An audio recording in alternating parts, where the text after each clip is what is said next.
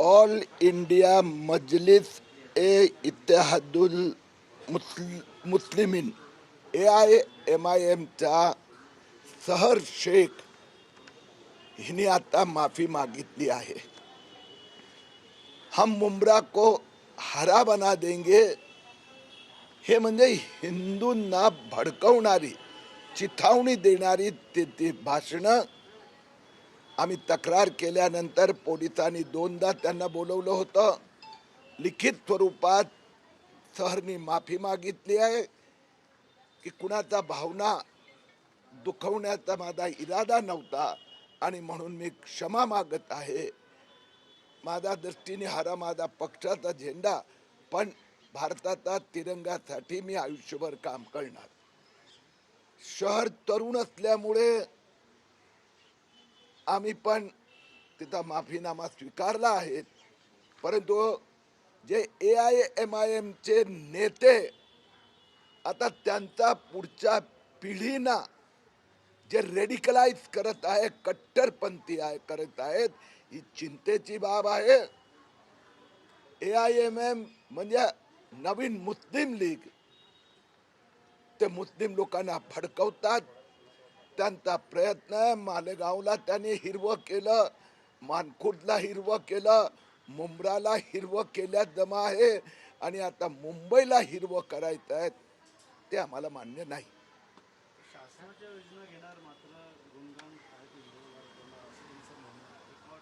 नाही, तसं नाही. आता झालं ते स्पष्टता, कारण की ते जे भाषण आहेत त्यात कुठलाही झेंडाही नव्हता आणि झाडी नव्हतं. म्हणून त्यांनी स्वतः एक वाक्य लिहिल्यानंतर कबूल केलं की हिंदुस्थानाचा तिरंगा आणि माझ्या या वक्तव्यामुळे भावना दुखावल्या आहेत, मी माफी मागते.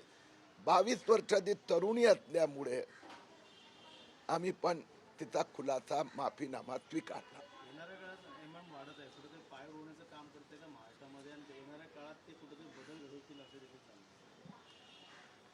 हे एकटे नाही आहे.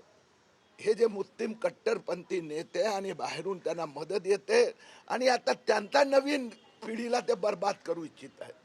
भारतीय जनता पक्षाचं जिथे शासन आहे, आम्ही कुठेही भेदभाव केलेला नाही आहे. लाडकी बहीण म्हणजे शिंदे आणि देवाभाऊंची लाडकी बहीण असं नाही. मुस्लिम असो, हिंदू असो, सगळ्या बहिणी लाडक्या. रेशनिंग असो, कुठलीही योजना मोदी सरकारने पण. परंतु हे कट्टरपंथी जे भडकवण्याचा प्रयत्न करीत आहेत आणि येत्या काही वर्षात त्यांना मुंबईला मुस्लिम मुंबई बनवायचं आहे, ते आता त्याच्या विरोधात देवेंद्र फडणवीस सरकार अब मैदान में.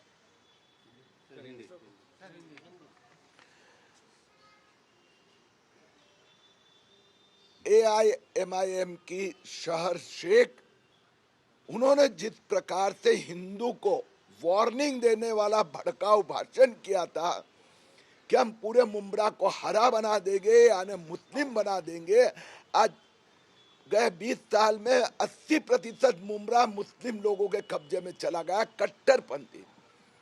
हमारी शिकायत के बाद में पुलिस ने 2 बार शहर को पुलिस स्टेशन बुलाया और अब शहर ने माफीनामा लिख के दिया है, जिसमें उसने स्पष्ट लिखा है कि मेरे भाषण के कारण कुछ लोगों की भावना को दुख पहुंचा है, मैं माफी मांगती हूँ.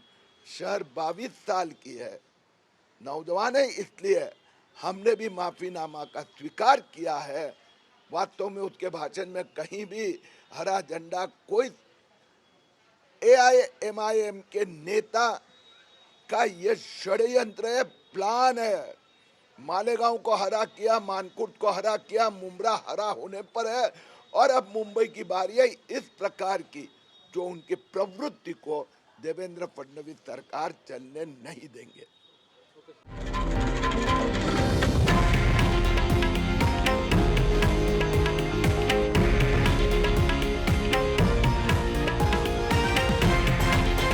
हे आहे देशातील नंबर 1 न्यूज नेटवर्क आणि आपण पाहत आहात TV9 मराठी, एकमेव.